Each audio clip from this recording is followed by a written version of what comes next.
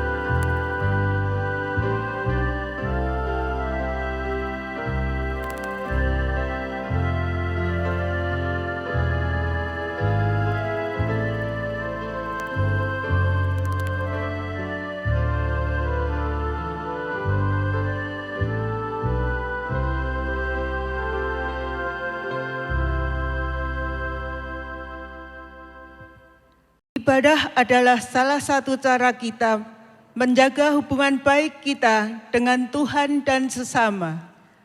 Kami mau beribadah kepadamu dan menjaga hubungan baik kami dengan Tuhan dan sesama. Ibadah adalah salah satu cara kita dapat merasakan anugerah Tuhan yang telah menyelamatkan kita dengan cara mengalahkan maut. Amin. Terima kasih Tuhan, betapa kami rindu hadirat-Mu saat ini dan selama-lamanya.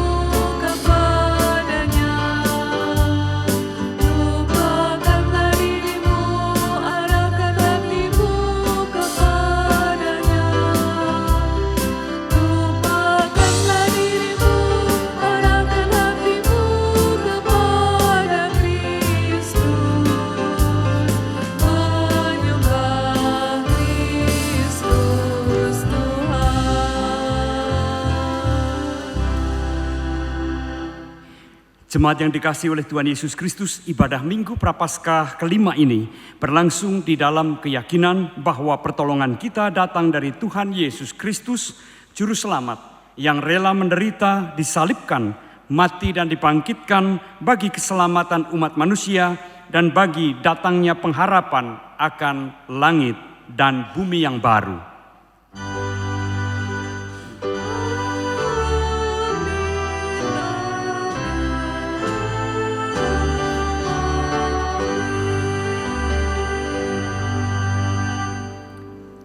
Salam hai umat tebusan Tuhan, Tuhan menyertai engkau. Salam hai hamba tebusan Tuhan, Tuhan menyertai engkau juga.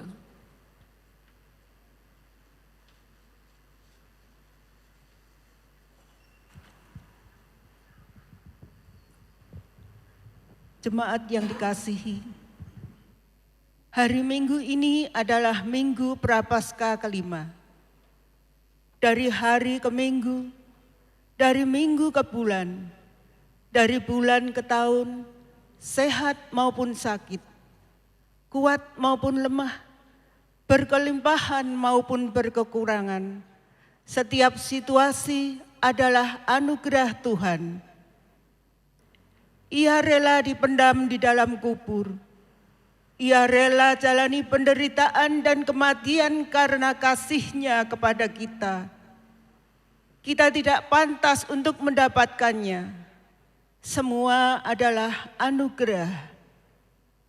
Tema kita adalah ditarik oleh anugerah Allah. Ia mati agar kita hidup. Ia mati agar kita dapat bangkit dari kefanaan kita akibat dosa. Tuhan, kami bangkit dari abu.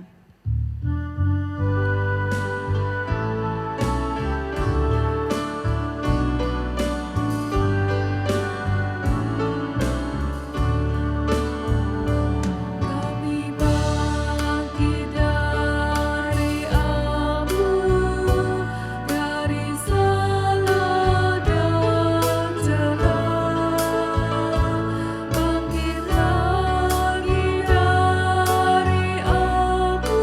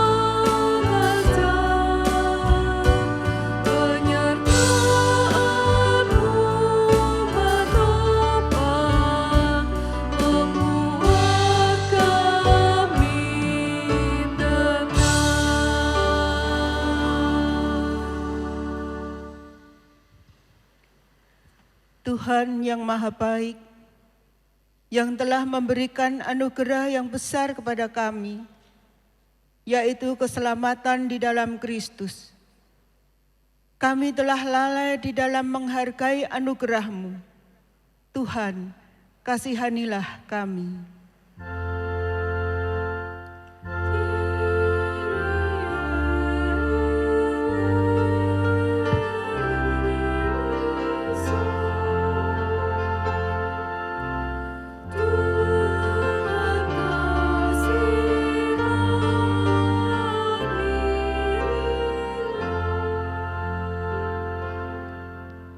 Tuhan yang Maha Baik, kelalaian kami menyebabkan kami tidak mampu bersikap yang benar kepada Tuhan, sesama, diri kami, dan alam semesta.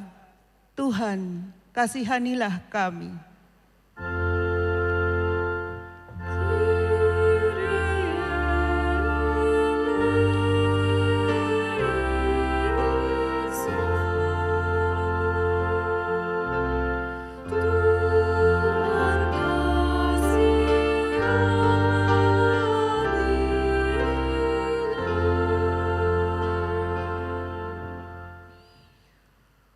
Tuhan yang Maha Baik, dengarkanlah doa kami. Kami berdoa di dalam nama Tuhan Yesus. Amin.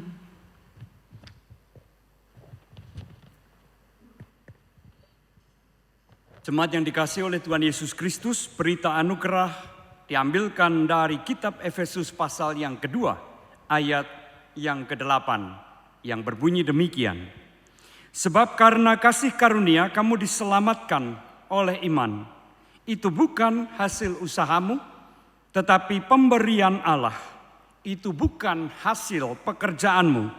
Jangan ada orang yang memegahkan diri. Demikianlah berita anugerah dari Tuhan.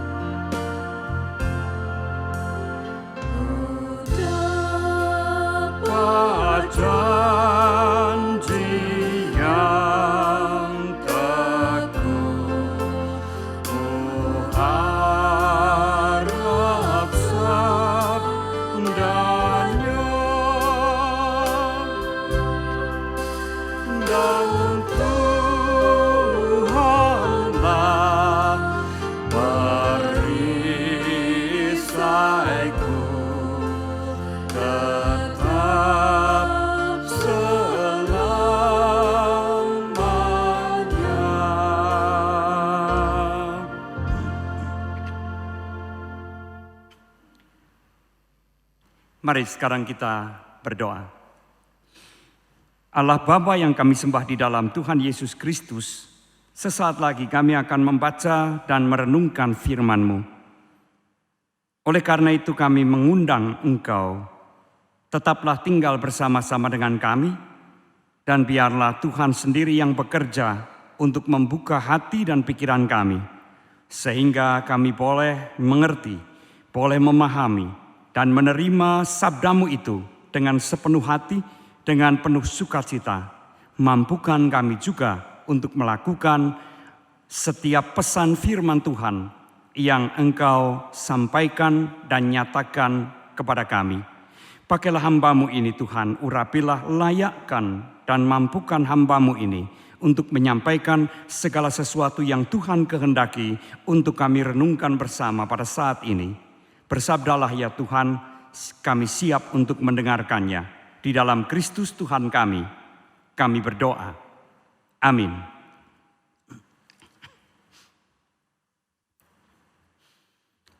Bacaan Injil yang akan kita baca dan kita renungkan bersama pada saat ini terambil dari Injil Yohanes pasal yang ke-12, ayat yang ke-20 sampai dengan ayat yang ke-33.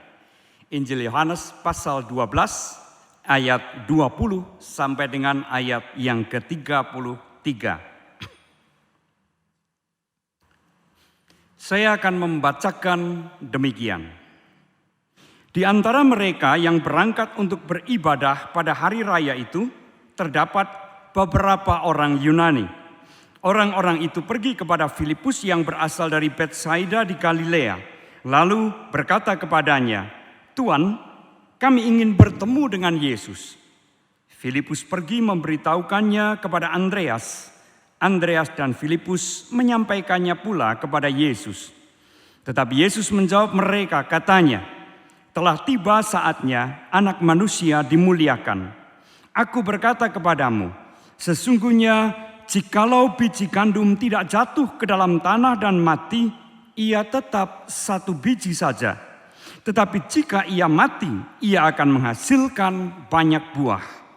Barang siapa mencintai nyawanya, ia akan kehilangan nyawanya.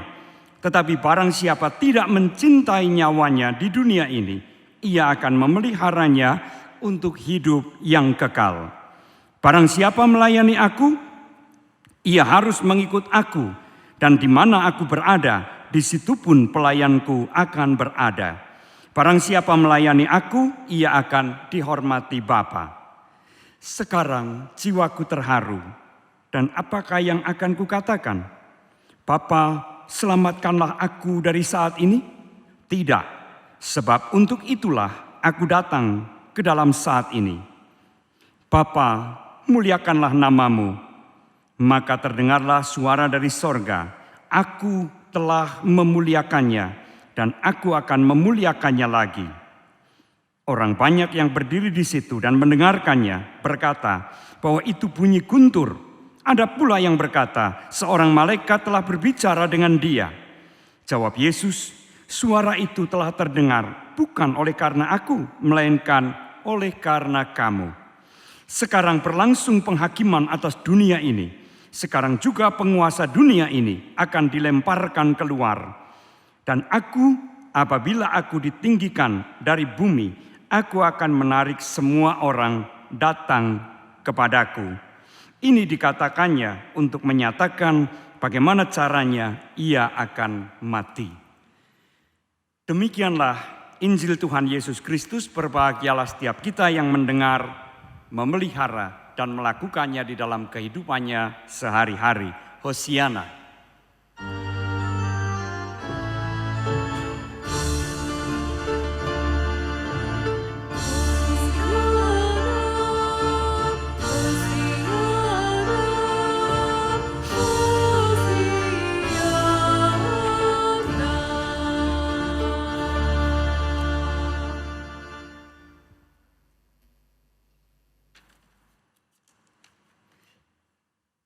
Saudara-saudara yang saya kasih di dalam Tuhan Yesus Kristus, dimanapun saudara-saudara saat ini berada.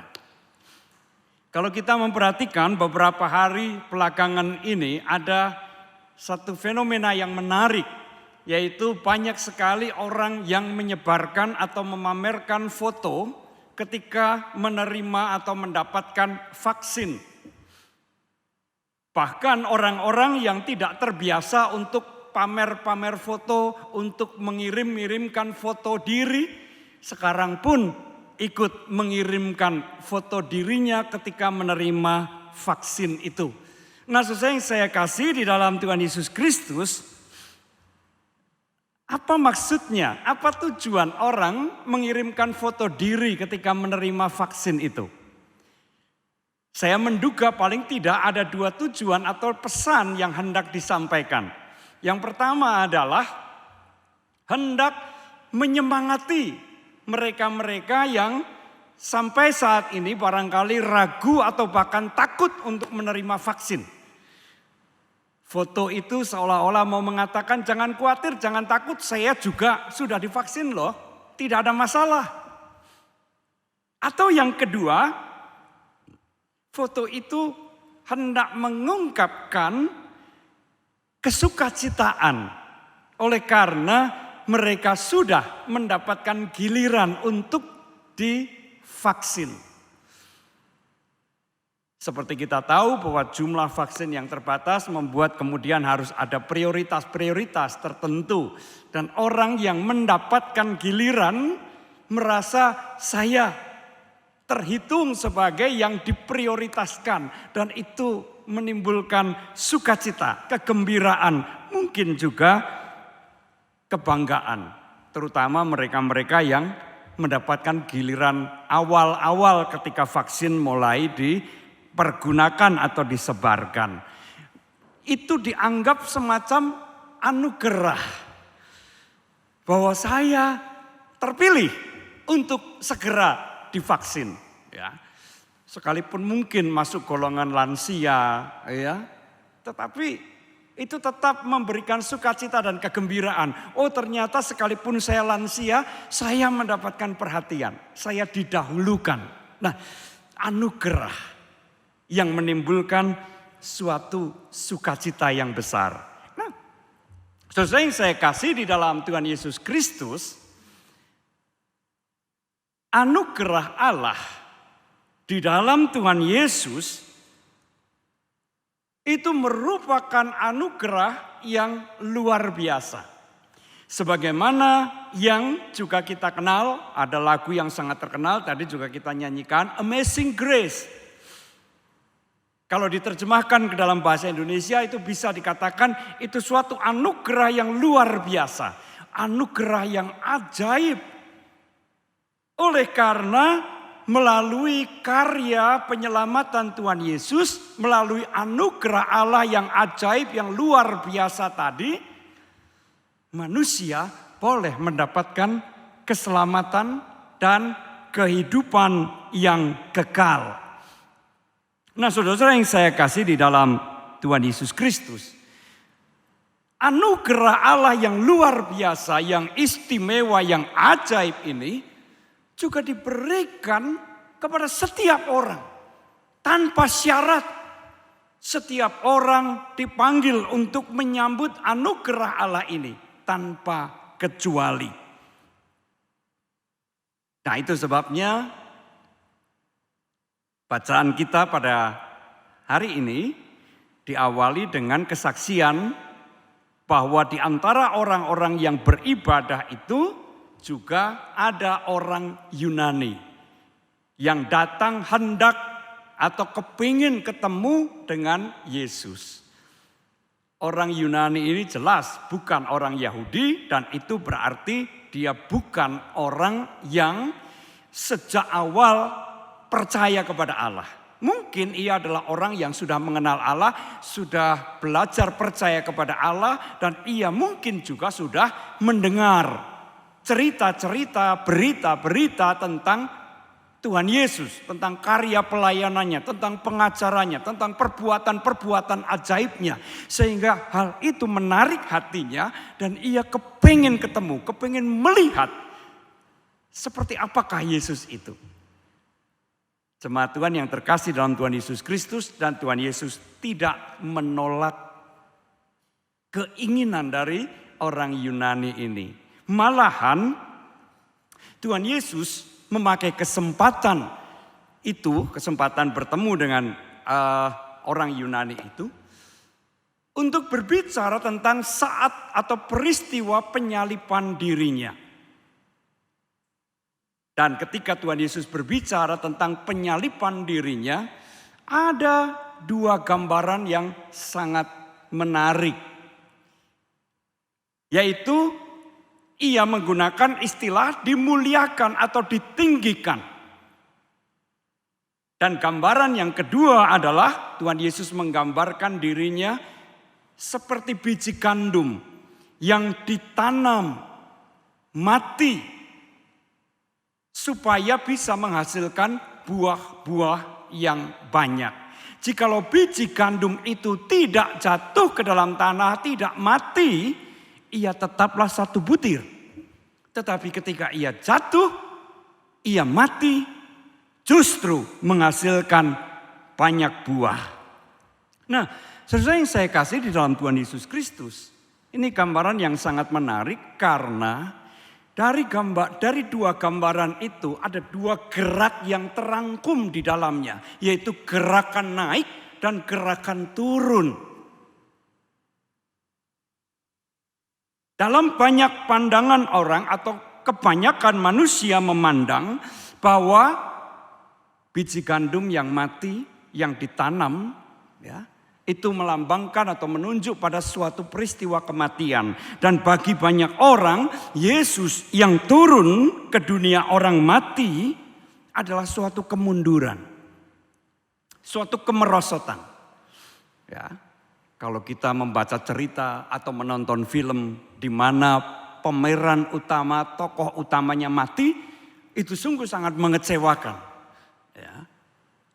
Karena itu berarti suatu kemunduran, suatu kekalahan, dan kalau itu digambarkan dengan grafik, itu menggambarkan gerak turun sampai ke titik yang paling rendah.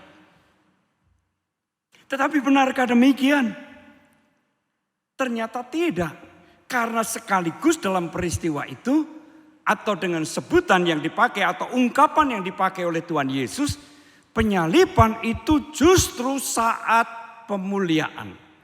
Saat dia dimuliakan dan ditinggikan. Oleh karena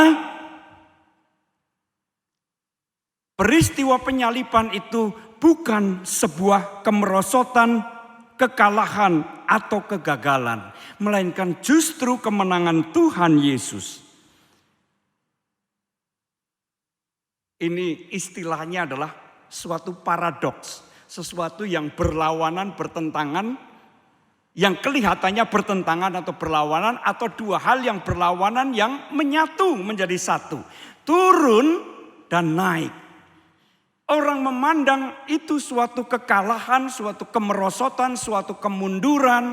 Jatuh pada titik yang paling rendah. Tetapi justru pada saat itulah peristiwa itu merupakan peristiwa pemuliaan. Karena dari kematiannya itu lahirlah keselamatan. Saat di mana Yesus dimuliakan atau ditinggikan. Nah, saudara yang saya kasih, apa yang dinyatakan oleh Tuhan Yesus itu ternyata kemudian diteguhkan oleh Allah sendiri. Kita membaca kesaksian tadi bahwa kemudian terdengarlah suara Allah yang mengatakan, "Aku telah memuliakannya dan aku akan memuliakannya lagi." Apa yang diungkapkan oleh Tuhan Yesus bahwa saat penyaliban adalah saat pemuliaan, peninggian dirinya bukanlah kata-kata penghiburan yang kosong, melainkan itu ditegaskan, dibenarkan oleh Allah sendiri. Kalau kita memperhatikan saudara yang saya kasihi, amat jarang Allah menyatakan suaranya. Kalau Alkitab memberikan kesaksian, terutama di dalam kitab-kitab Injil, Allah berkata-kata, Allah menyatakan suaranya, itu selalu terjadi pada peristiwa yang sangat penting. Setidaknya kita mencatat dua peristiwa di mana Allah menyatakan atau memperdengarkan suaranya, yaitu ketika Yesus dibaptiskan dan ketika Yesus dimuliakan di atas gunung. Di situ Allah berbicara, menyatakan siapakah Yesus ini. Jadi jikalau Yesus menyatakan kematiannya itu adalah pemuliaan, itu bukan omong kosong. Allah sendiri yang membenarkannya. Nah, saudara-saudara yang saya kasih dalam Tuhan Yesus Kristus, kematian Yesus di atas kayu salib adalah saat pemuliaannya. Karena di atas kayu salib itulah merupakan puncak ketaatan dari Tuhan Yesus kepada kehendak dan rencana Bapa. Tidak bisa lebih dari itu. Ya kan? Ketaatan yang sampai menuntut pengorbanan nyawa, pengorbanan kehidupan, itu adalah kesetiaan dan ketaatan yang paling puncak, teratas.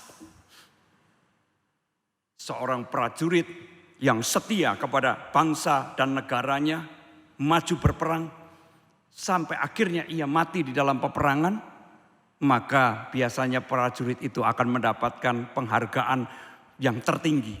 Karena apa? Karena kematian dan pengorbanannya itu menjadi bukti kesetiaan, ketaatan, dan kecintaan yang paling tinggi. Puncak dari ketaatan dan kesetiaannya. Demikian pula dengan Tuhan Yesus. Oleh karena itulah kematian Tuhan Yesus di atas kayu salib melahirkan keselamatan bagi umat manusia. Dan sekaligus juga kematian Tuhan Yesus di atas kayu salib merupakan saat di mana kuasa dosa dikalahkan secara tuntas. Dan itu terungkap di dalam perkataan Tuhan Yesus bahwa inilah saatnya penguasa dunia akan dilemparkan keluar. Apa yang dimaksudkan oleh Tuhan Yesus dengan penguasa luar bukanlah pemerintah-pemerintah bangsa-bangsa, bukanlah penguasa-penguasa bangsa-bangsa, bukanlah penguasa politik. Tetapi apa sih yang menguasai dunia saat itu dan juga saat ini? Bukankah seringkali kuasa dosa itu begitu nampaknya kuat sekali, kuat mencengkeram kehidupan manusia? Saatnya penguasa dunia dilemparkan keluar. Saatnya penguasa dunia dikalahkan. Dan itu terjadi di saat Tuhan Yesus berada di atas kayu salib. Jemaat Tuhan yang terkasih di dalam Tuhan Yesus Kristus.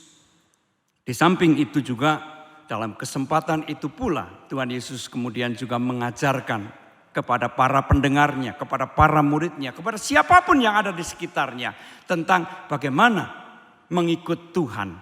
Apa sih maknanya percaya kepada Tuhan? Ia mengatakan, kembali lagi-lagi dengan bahasa yang paradoks begitu ya.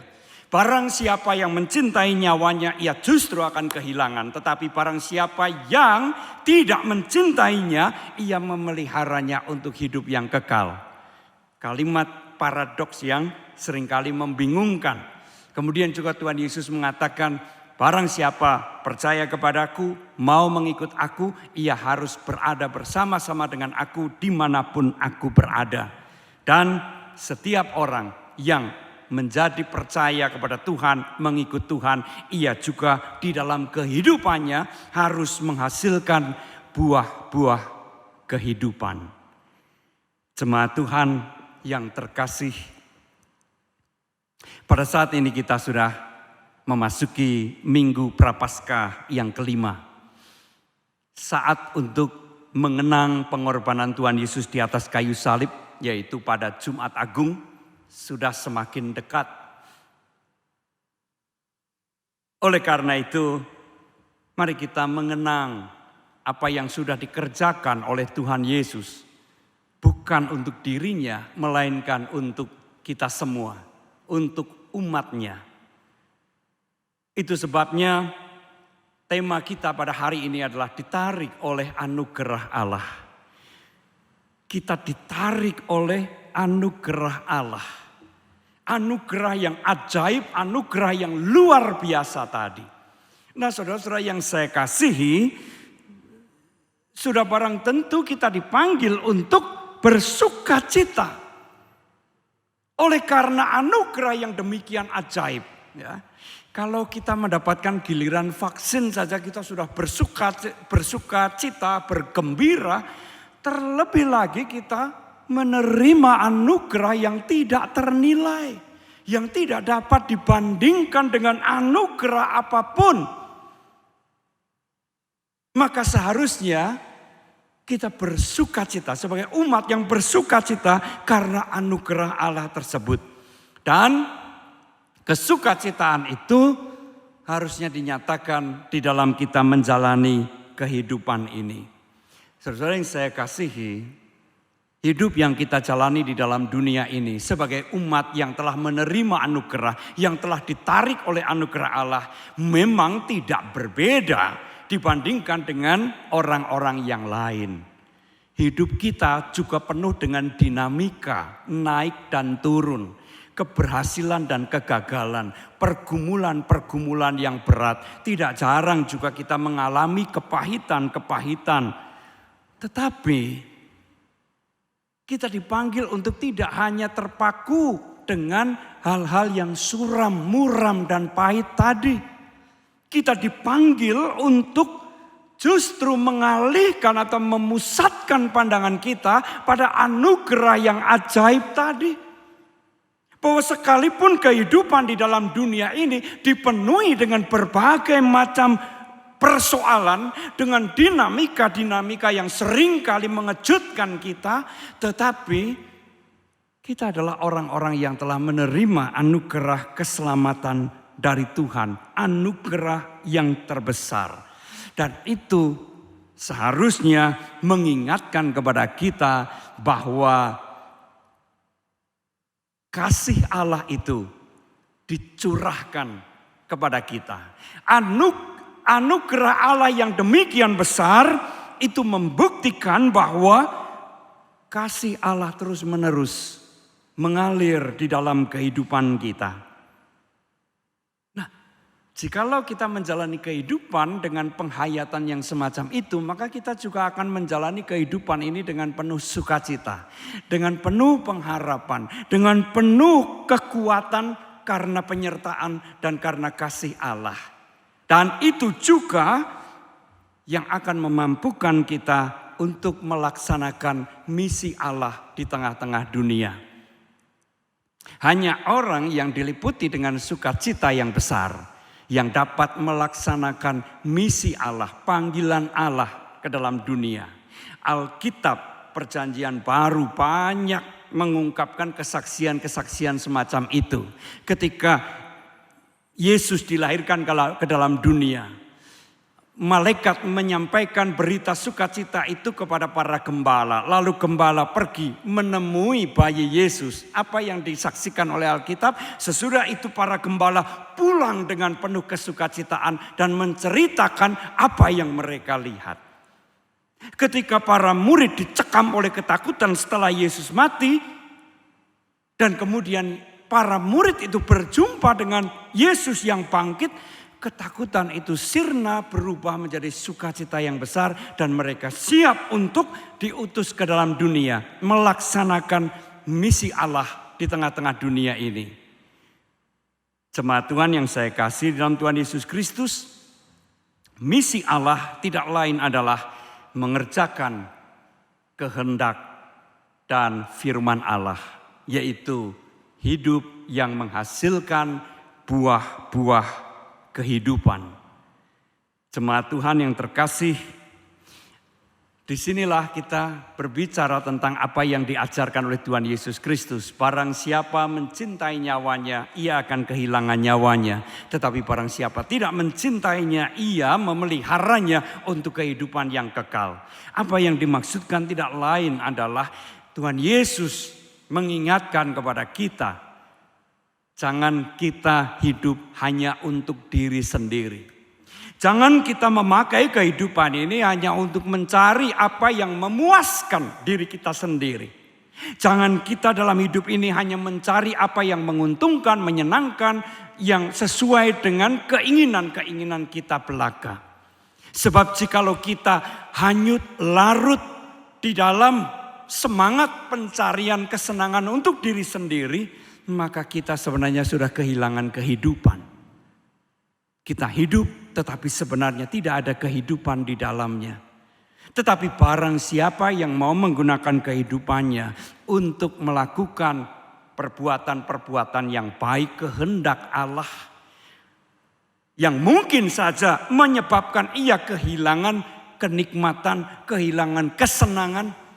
Tetapi sesungguhnya kehilangan itu tidak pernah sia-sia. Melainkan ia menerima kehidupan yang sebenarnya dan itu akan dipelihara ke dalam kehidupan yang kekal. Buah-buah kehidupan sesungguhnya tidak lain adalah hidup di dalam kasih dan pelayanan.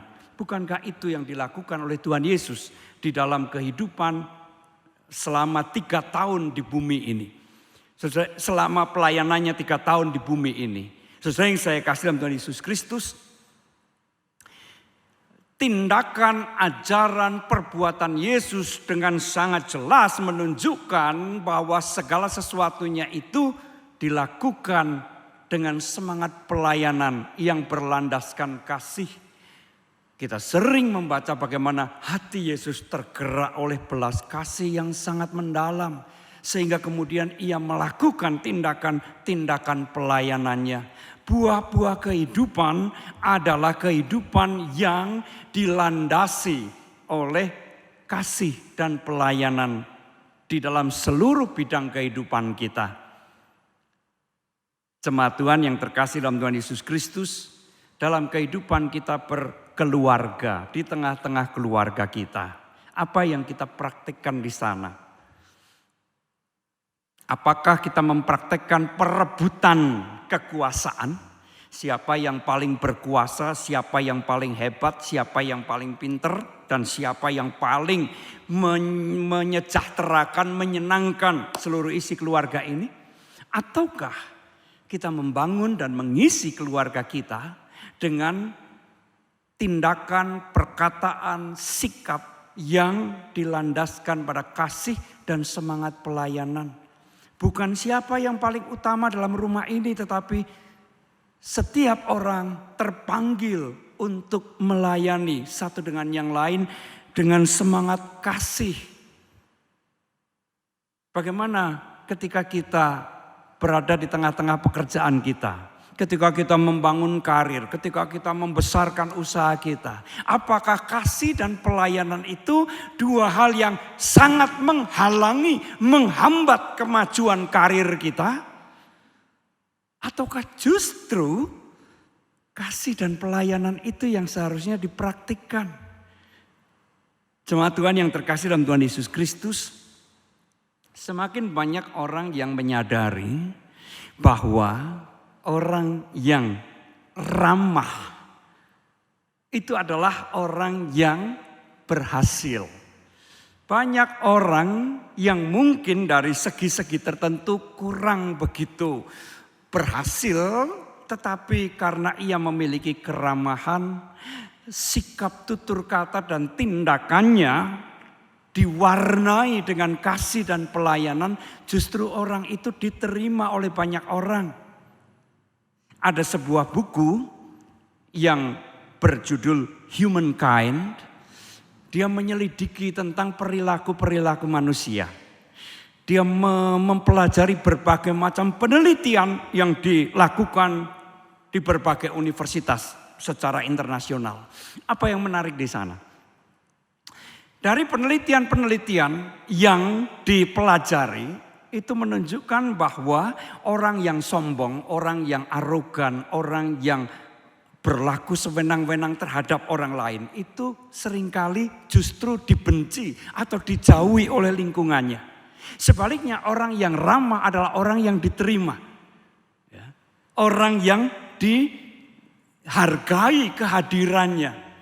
Nah, saudara yang saya kasih dalam Tuhan Yesus Kristus, kasih dan pelayanan seharusnya tidak menjadi penghalang atau penghambat kita di dalam membangun karir ataupun membesarkan usaha. Justru kasih dan pelayanan itu menolong kita untuk dapat membangun karir yang sebaik-baiknya, membesarkan usaha kita, meraih keberhasilan. Begitu juga dalam bidang kehidupan yang lain. Itulah sebabnya mengapa kasih dan pelayanan disebut sebagai buah-buah kehidupan yang memberi kepada kita kesejahteraan bukan hanya pada masa kini tetapi juga memelihara kita pada hidup yang kekal. Karena itulah yang Allah kehendaki untuk kita wujudkan di dalam kehidupan kita. Kita ditarik oleh anugerah Allah agar supaya kita hidup di dalam anugerah Allah itu dan menyatakan anugerah itu di dalam kehidupan kita, sehingga kehidupan kita menghasilkan buah-buah kehidupan. Tuhan memberkati kita semua. Amin.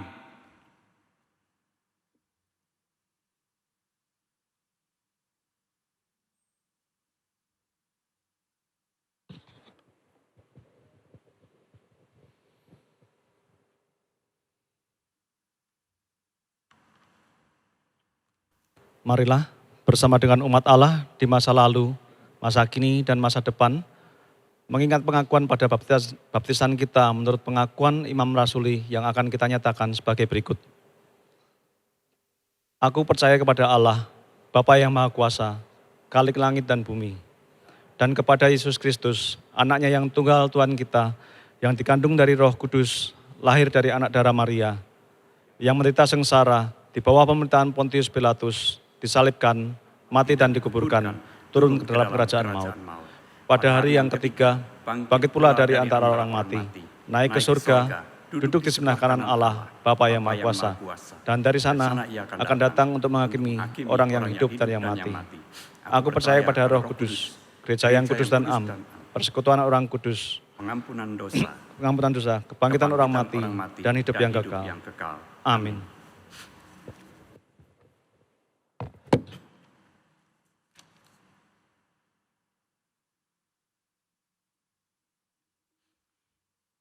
Sekarang marilah kita kembali menyatukan hati kita untuk menaikkan doa-doa syafaat kita. Mari kita berdoa. Bapa di dalam surga, kembali kami datang kepadamu. Sungguh kami bersyukur oleh karena Engkau mengingatkan kami bahwa kami adalah umat yang ditarik oleh anugerah-Mu, anugerah yang ajaib, anugerah yang luar biasa. Anugerah terindah yang tidak dapat dibandingkan dengan anugerah manapun. Terima kasih Tuhan untuk kemurahan dan cinta kasih-Mu kepada kami. Dan biarlah kami menjalani kehidupan kami dengan penghayatan akan anugerah Allah yang melingkupi kami. Sehingga kami juga menjalaninya dengan penuh sukacita dan kami pun juga menjalani kehidupan ini di dalam ketaatan dan kesetiaan kepada kehendak Tuhan sehingga hidup kami menghasilkan buah-buah kehidupan. Saat ini ya Tuhan, kami datang kepadamu untuk menaikkan doa syafaat kami. Kami mendoakan untuk program vaksinasi yang telah mulai dijalankan. Ya Tuhan, kami berdoa kiranya program vaksinasi ini dapat menyasar sebanyak-banyaknya dan bahkan juga semua warga masyarakat kami. Sehingga tidak ada satupun yang terlewatkan dan vaksinasi ini juga boleh memberikan kekebalan yang lebih kepada setiap kami. Sehingga terbentuklah kekebalan masyarakat dan kami akan dimampukan untuk keluar dari pandemi ini. Bapa di dalam surga, kami berdoa untuk mereka yang masih ragu-ragu, yang masih takut untuk menerima vaksin. Kiranya Tuhan sendiri yang akan mengubah ketakutan dan keraguan mereka menjadi keyakinan dan kepercayaan bahwa vaksin ini sungguh sangat bermanfaat di dalam menghadapi pandemi COVID-19 ini. Bapa di dalam surga, saat ini juga kami mendoakan untuk pelayanan gerejawi, khususnya di GKI Sangkrah yang masih terus dilakukan secara online atau daring.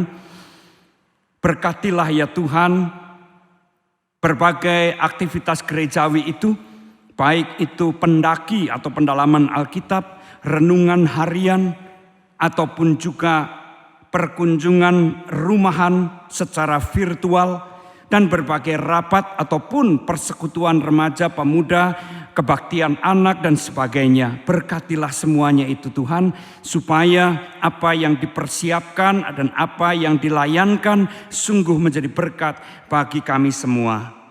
Kami doakan untuk panitia Paskah Pentakosta yang terus menyiapkan berbagai ibadah sampai dengan ibadah Pentakosta mendatang. Berikanlah kepada setiap hamba-Mu ini kesehatan, kegembiraan, dan kesungguhan di dalam mempersiapkan segala sesuatunya. Berkatilah hasil kerja payah mereka sehingga kerja keras mereka tidak sia-sia tetapi sungguh menjadi berkat bagi jemaat yang dilayaninya. Saat ini ya Tuhan, kami doakan untuk saudara kami yang sedang sakit, yang sedang dalam proses pengobatan, perawatan maupun juga pemulihan. Kami doakan Bapak Kuncoro Tiksunardi, Bapak Anto Hartono. Ya Tuhan, kiranya Engkau sendiri yang akan memberkati perawatan dan pengobatan anak-anak-Mu ini sehingga mereka juga boleh dipulihkan dan disehatkan kembali. Berikanlah kekuatan, kesabaran dan ketabahan. Berikanlah kepada anak-anak-Mu ini semangat untuk bangkit kembali, semangat untuk menjadi sembuh. Terima kasih Bapa. Berikanlah juga kesabaran, kekuatan dan kesehatan kepada setiap anggota keluarga yang ikut mendukung dan merawat mereka. Kami doakan juga untuk pergumulan anak-anak-Mu di masa pandemi ini. Engkau mengetahui satu demi satu pergumulan yang dialami oleh anak-anak-Mu, baik menyangkut relasi antar anggota keluarga, pergumulan menyangkut ekonomi keluarga, pergumulan menyangkut studi, dan pergumulan-pergumulan lain yang kami tidak tahu satu demi satu, tetapi kami percaya Allah melihat, Engkau mengetahui pergumulan setiap kami. Berikanlah kepada kami ya Tuhan jalan keluar dari setiap pergumulan itu. Berikanlah kepada kami semua kekuatan dan pengharapan di dalam Tuhan, sehingga sekalipun anak-anak-Mu ini di dalam pergumulan, tetapi mereka senantiasa optimis menjalani kehidupan ini dan berjalan bersama-sama dengan Tuhan. Kami doakan untuk para korban bencana alam di berbagai tempat. Ya Tuhan, jagailah pengharapan di dalam diri mereka, supaya mereka tidak jatuh ke dalam keputusasaan, melainkan mereka boleh bersabar menanggung semuanya itu, dan ketika bencana alam ini telah lewat, mereka boleh memulai kembali, membangun kembali kehidupan mereka dengan pertolongan dan penyertaan dari Tuhan sendiri. Terima kasih Bapa, berikanlah juga kemampuan kepada baik itu Satgas maupun juga pemerintah di dalam meringankan beban penderitaan para korban bencana alam ini, supaya pertolongan-pertolongan yang diberikan kepada mereka sungguh sangat meringankan beban dan kesulitan mereka. Ya Tuhan, inilah doa kami yang kami sadari jauh dari sempurna. Kiranya Tuhan berkenan untuk mendengarkannya dan mengabulkannya sesuai dengan rencana dan kehendak Bapa sendiri. Karena semuanya ini kami naikkan di dalam nama Putra-Mu yang tunggal, Tuhan kami dan Juru Selamat kami yang hidup, Tuhan Yesus Kristus, yang sudah mengajar kami berdoa.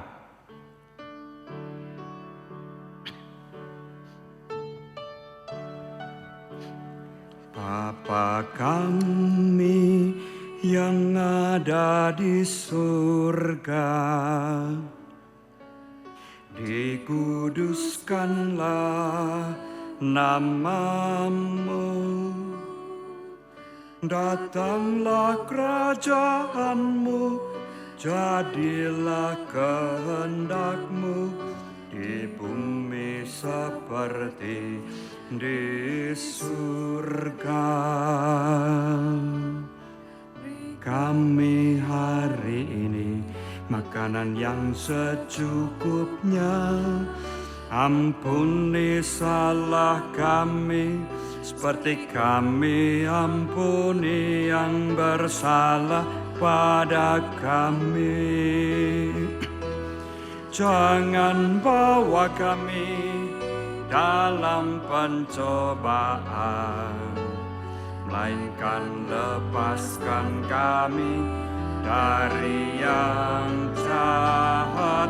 Sebab Kaulah yang punya kerajaan dan kuasa dan kemuliaan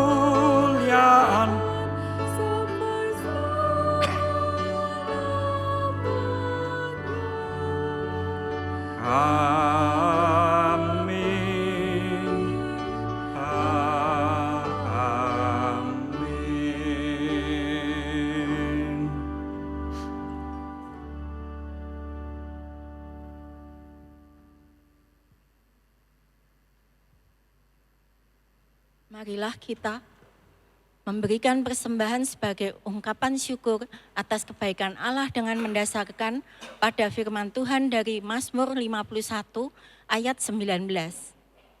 Korban sembelihan kepada Allah ialah jiwa yang hancur, hati yang patah dan remuk. Tidak akan kau pandang hina ya Allah. Persembahan dapat diberikan dengan cara mentransfer ke rekening GKI Sangkrah Solo atau melalui QRIS dengan scan barcode seperti yang tertera pada layar, atau jemaat juga dapat menitipkan persembahan ke kantor gereja sesuai dengan jam kerja. Mari kita berdoa sebelum memberikan persembahan kita kepada Tuhan. Kita berdoa. Bapa di surga, terima kasih atas anugerah-Mu. Terima kasih atas pemeliharaan Tuhan yang luar biasa. Saat ini kami membawa persembahan syukur kami kepadamu. Terimalah persembahan syukur kami ini. Dalam Kristus kami berdoa. Amin.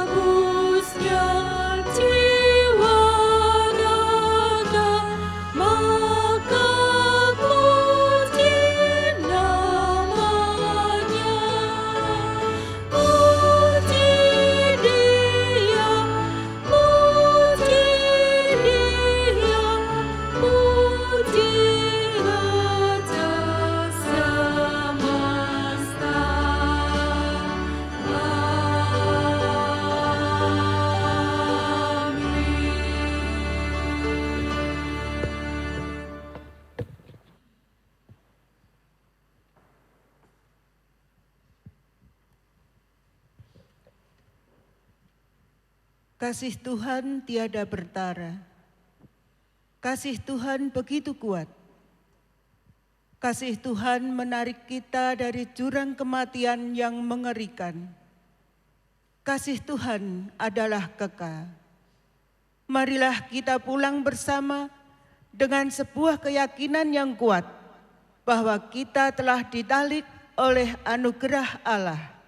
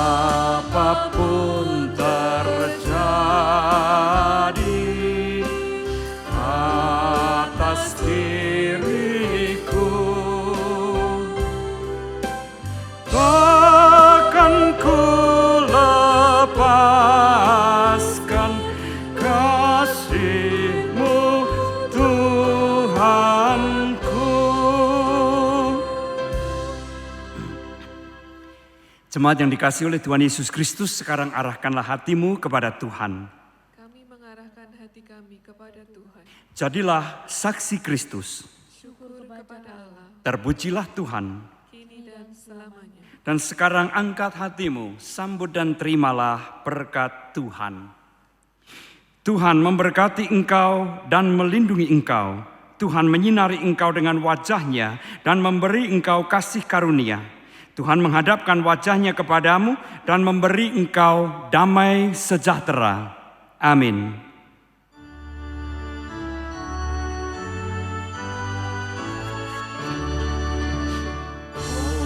Hosiana, Hosiana, Hosiana, Hosiana.